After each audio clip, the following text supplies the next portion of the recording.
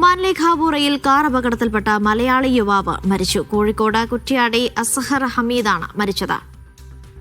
സഞ്ചരിച്ച കാർ ഡിവൈഡറിൽ ഇടിക്കുകയായിരുന്നു.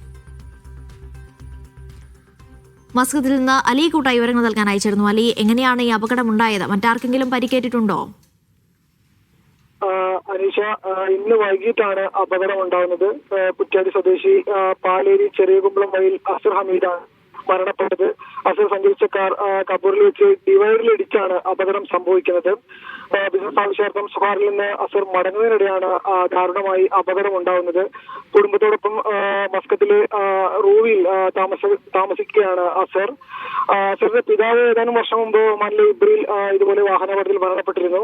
ഇന്ന് വൈകിട്ടാണ് ഇപ്പോൾ കബൂറയിൽ ദാരുണമായ അപകടത്തിൽ അസ്ഹറിന്റെ മരണം സംഭവിക്കുന്നത്. അനീഷ.